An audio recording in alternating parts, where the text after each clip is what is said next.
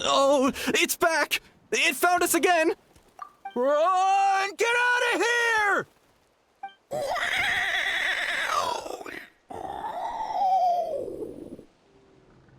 Curses!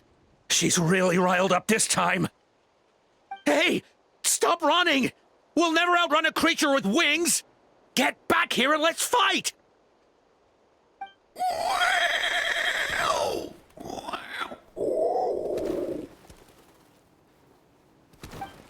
Stop! All of you! Chaska! Oh, wonderful! Quick, get rid of that thing!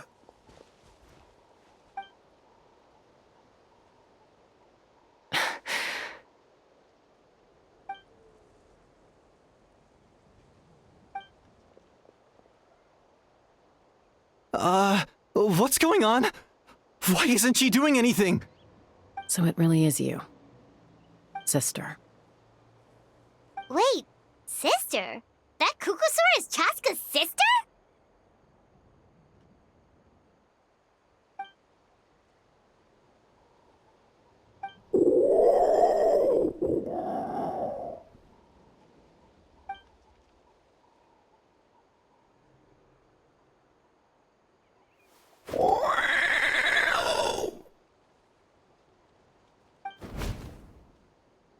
Koya, wait! Is Chaska gonna be okay? Should we go check on her?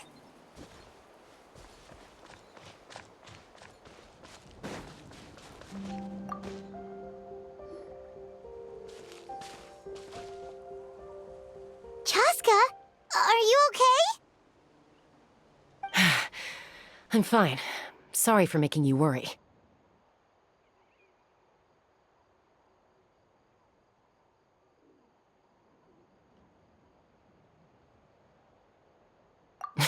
No point. She's an expert at hiding her tracks. Once she's shaken you off, you'll never catch up to her. At least, I always used to lose to her at hide-and-seek when we were kids. Well, yeah. You know I was raised by Kukusaurs. Anyway, she and I grew up in the nest together. Her name's Koya, and she's my big sister. We played together all the time, chasing each other through treetops or mountaintops. It felt like it would go on that way forever. Until the day I was sent back to live with the humans. Not all Kukusaurs are friendly towards people. Koya, for instance, she's fine with me because we grew up around each other, but she's not fond of other humans. When Mom decided to send me away, Koya strongly protested, and after I left, she became more and more reluctant to interact with humans. Maybe she thinks that humans stole you away from her.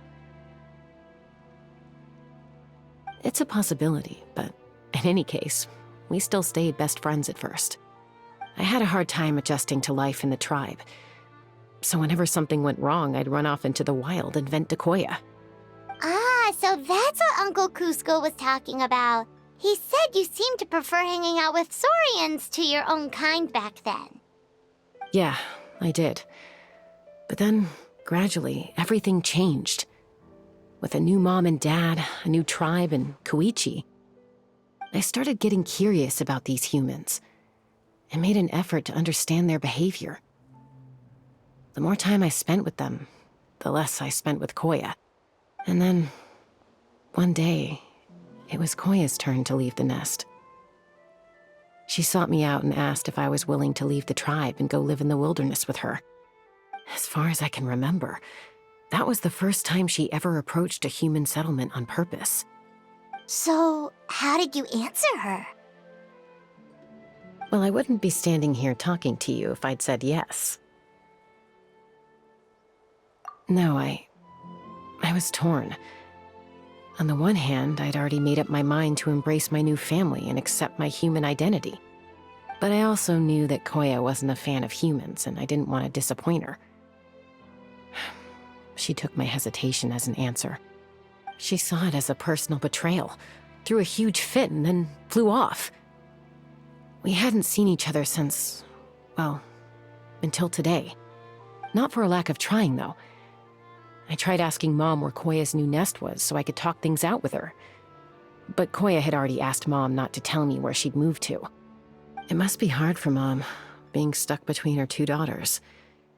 So I didn't press the issue. And I didn't go looking for her. If things carry on like this, I need to make sure I find her before anyone else, even if she doesn't want to see me. For now, let's bring the wounded back to the tribe, and see what Mutota and Elder Alba have in mind.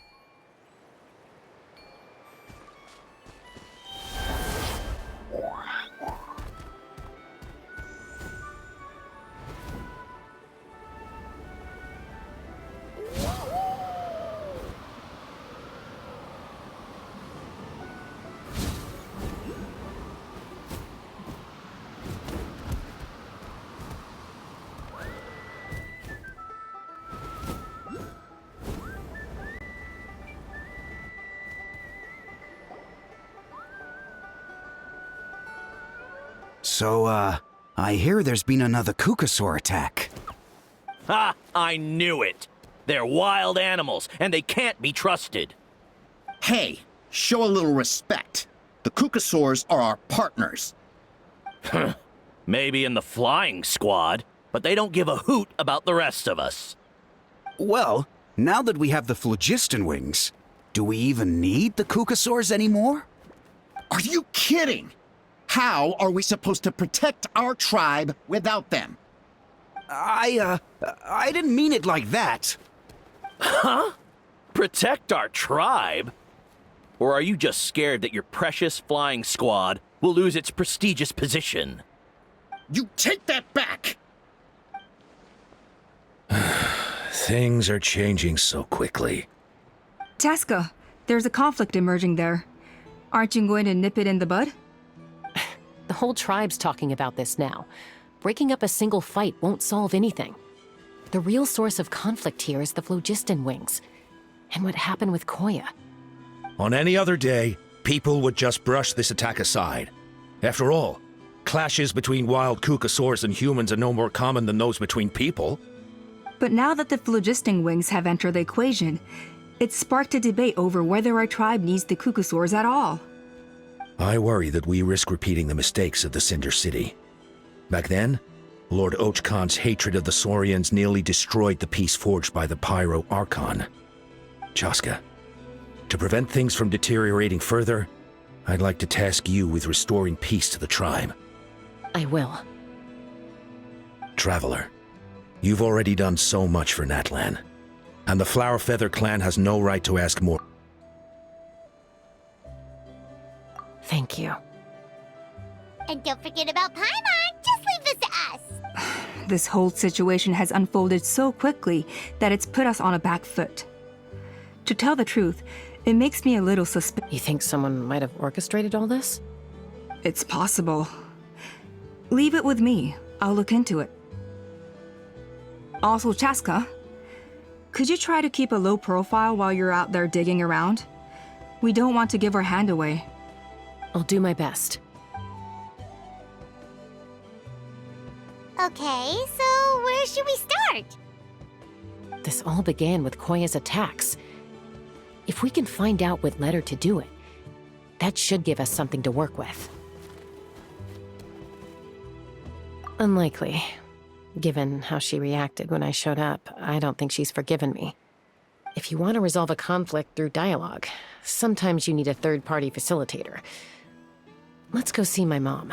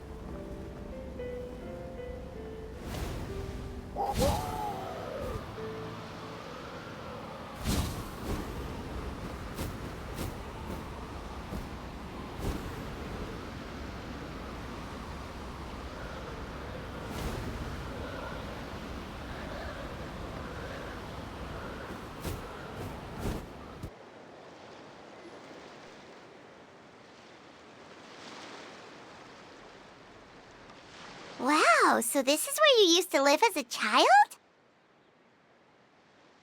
Mm-hmm. When I was little, we used to do this thing where I'd jump from the top of this tree, and Koya would fly over from the platform and catch me in midair. Or sometimes we'd both fly from the treetop together, and then after some aerial maneuvering, she'd throw me up onto that platform. After we got a bit older, we went to the nearby shores looking for even greater heights. Ah! Stop! You're gonna give Paimon a heart attack! Oh, really? I just thought it made a fun story. Then I'll share more with you when there's time. Anyway, back to the matter at hand.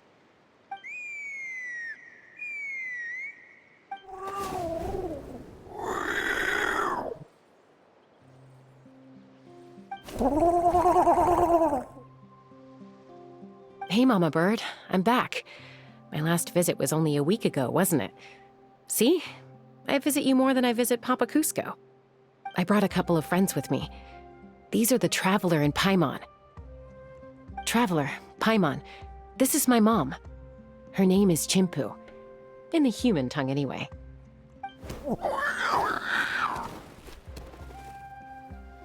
Hi!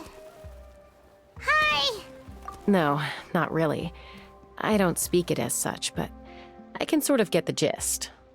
Although only with Mom and Koya, since I spent my formative years with them.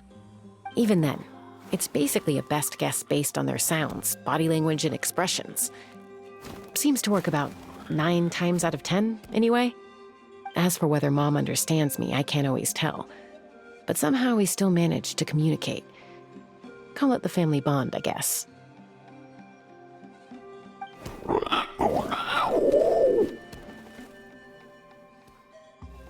Don't worry. I'm doing well, but I think Koya might be in some trouble.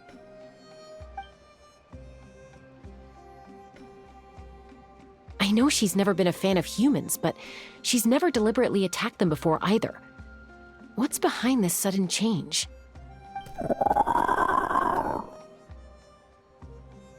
Does, Auntie Chimpu know anything? Doesn't look like it. Koya hasn't visited her in a long time. Then, could you please tell me where she's living nowadays? I really need to talk to her. If this animosity between her and the tribe continues, then the next time there's an incident, I don't know if I'll make it there in time.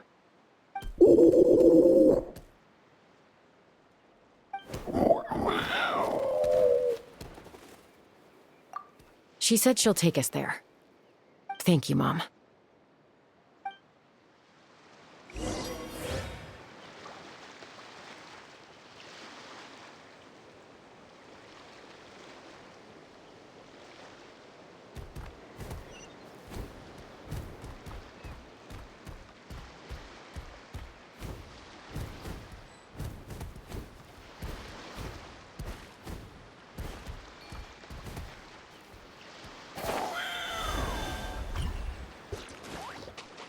The wind rises.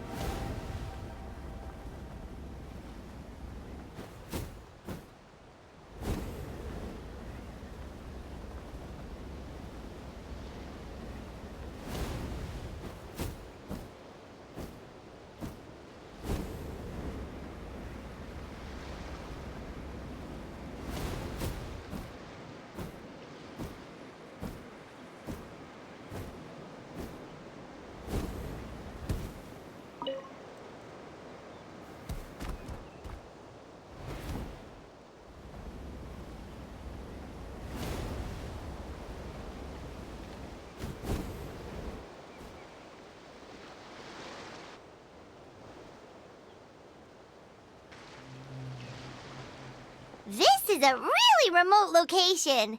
Guess she was trying to get as far away from humans as possible.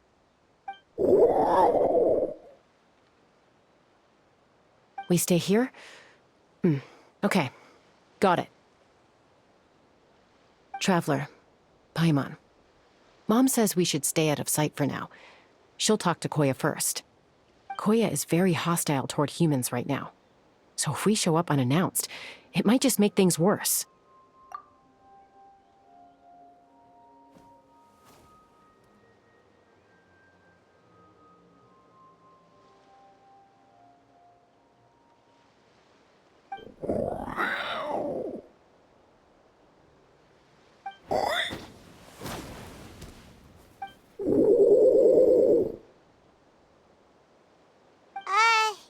Any idea what they're saying? Sounds like things are more complicated than I imagined. There's evidence in this area suggesting that Koya might have been the victim of a human attack.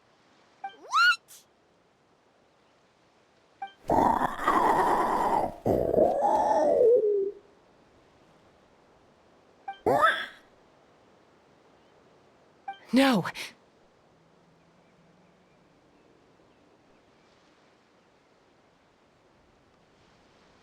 It's Chime, Koya's child.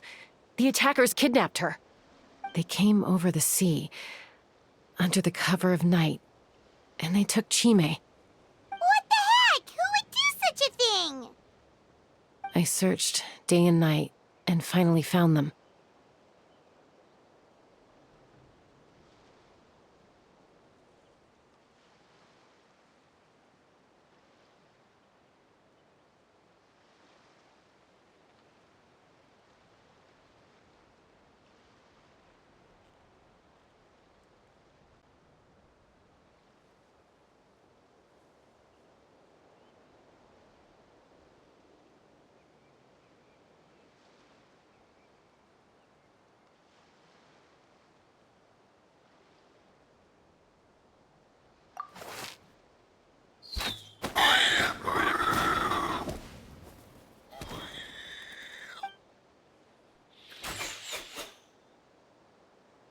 Oh, yeah! Tafal's contraption is working like a charm! Got her in one!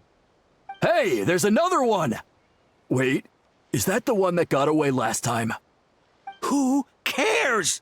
Just get them all. T'Pol pays us per catch.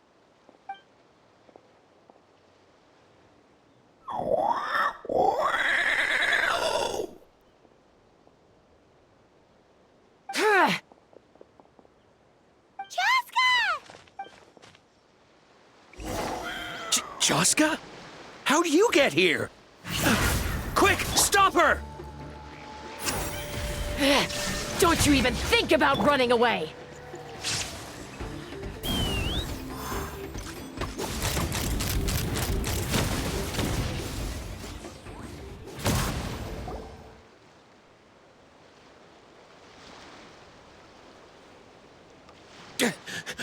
Don't come any closer, or I'll... Go, Phlogiston Wings! Take me out of here! Ah! Uh-oh, looks like it malfunctioned. This is bad. Mom and Koya are already injured. And if that thing explodes right next to them... Help! Elemental energy suppresses it! Please, someone! Get back!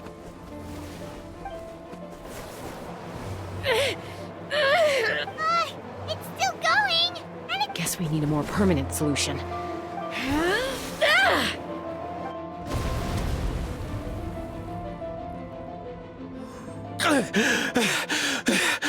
That was too close. I thought I was gonna die.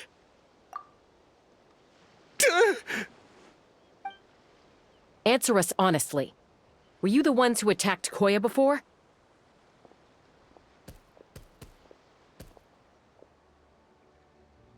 I am... No, it was...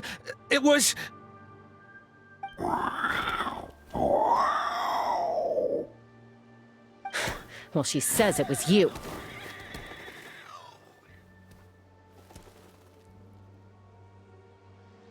Just tell me, who sent you here? I... It was T'Pol. He told us to catch all the wild Kukasaurs we can find. And he also said that this Kukasaur has become a thorn in his side, so it needs dealing with urgently. T'Pol? Huh. Sounds familiar. But where from? Well, he tends to send his orders in writing. He pretty much never communicates with us in person. When he does, he wears a mask to hide his face. And whenever we trade Kukasaurs for phlogiston wings, we deal with his henchmen. So you didn't even make those wings? All we did was slap some labels on them and transport them over here, to make them look like they're imported. To make it harder to trace their origins. I don't know, honest! Well, that's mighty convenient, huh? What about if I held a gun to your head? Would that change your answer? No need. I'm sorry. I'll tell you everything I know. T'Pol doesn't tell us much, but he always stresses that he wants them alive. So that gives us some clues. This is just a best guess, of course, but we suspect that the gaseous phlogiston stored in the trackballs is drawn directly from the Kukasaurs. What?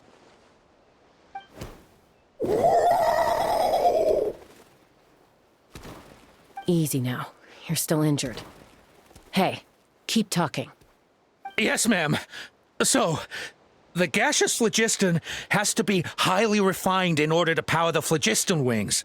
The slightest imperfection can have disastrous consequences, as you just witnessed. But the Kukasaurs have a natural ability to process gaseous phlogiston.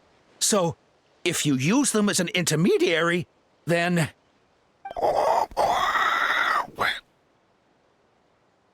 That's enough. So the Kukasaurs you took, where are they now? T'Pol should have them. But no one knows where he's based, apart from him and his henchmen. We've tried looking for it ourselves, even followed them a few times. But we always end up losing track of them. Random thought. Maybe they're hiding up in the sky? T'Pol. T'Pol. I'm sure I've heard that name. Maybe it was... Jaska, Traveler!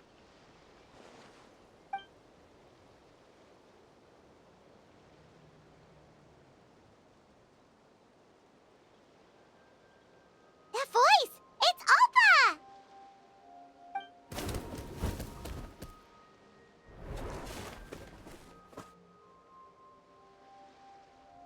Elder Alba? What brings you all the way out here? Well, I was patrolling nearby when I heard the sound of an explosion. What's going on?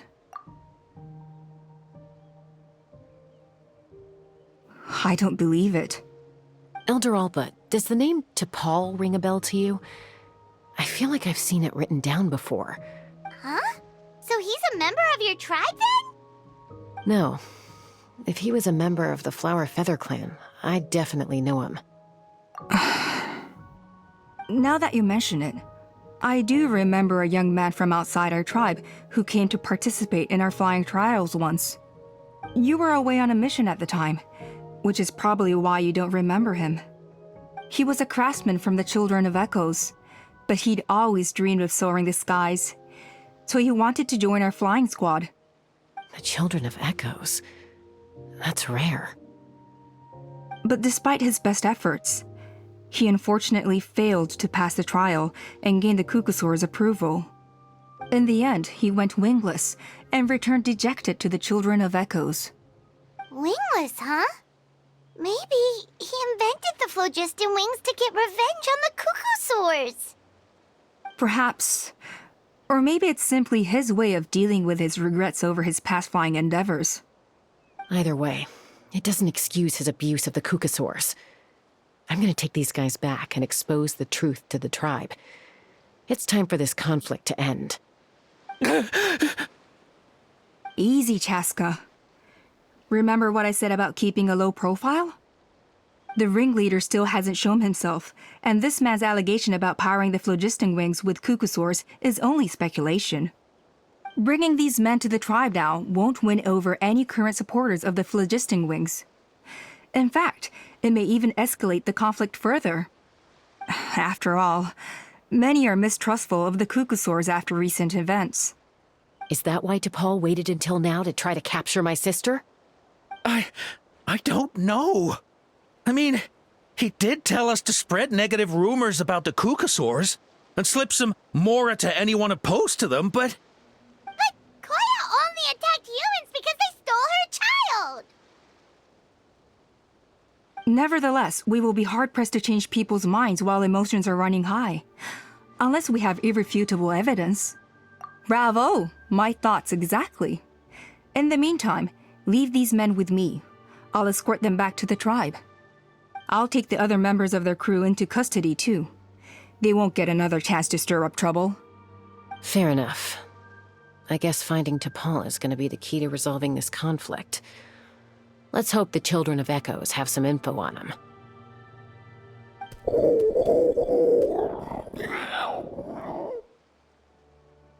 Sorry, whatever it is, it'll have to wait till this is all blown over. I have to fix this situation before it spirals out of control. Mom, sis, rest up and get well soon.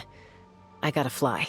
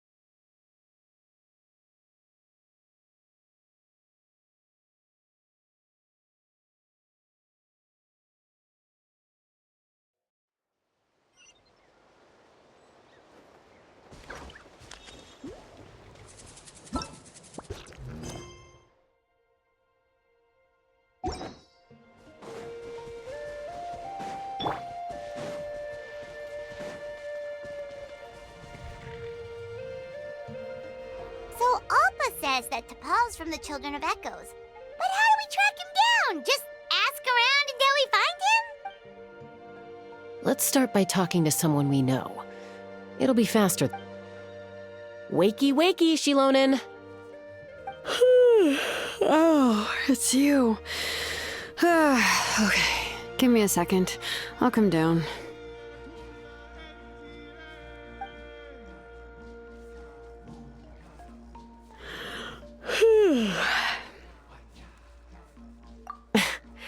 I climb trees to fly further and see farther. I don't usually stop for a nap. Well, we're not all like you. Always full of energy, even after flying around all day. Yeah. So, you've come all this way and interrupted my precious nap time. Might I inquire as to, why? I'm sorry, Shilonen, but it couldn't wait. Does the name T'Pol mean anything to you? He's a craftsman, apparently. Huh. T'Pol. Yeah, that rings a bell. I think that's Puma's child.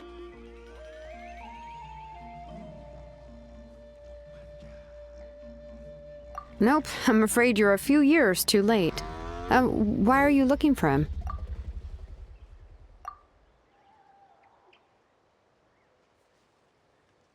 Huh, phlogiston wings. Wow, okay. The kid actually pulled it off. Well, looks like, no more rest for me today. Pulled it off? You mean he's tried making something like this before? Yeah, he started trying to build a flying machine right after he got back from the Flower Feather clan. So right after he went wingless, then. Was this flying machine anything like the gun you made me? You mean your gun that's harder to tame than the proudest Kukasaur? No, he wanted to build something that allows anyone to fly freely, even if they're not naturally gifted. But he never got very far back then, though. Blew up his workshop a few times and barely made it out alive. I never really kept up with him after that. His parents traveled a lot in their youth and only returned to the tribe after he was born. But they settled in a remote area and don't interact with other people much. Which means most people in the tribe don't know them very well. Your best bet is to chat to his direct family. I'll go get Puma. Wait for me in front of the workshop. I won't be long.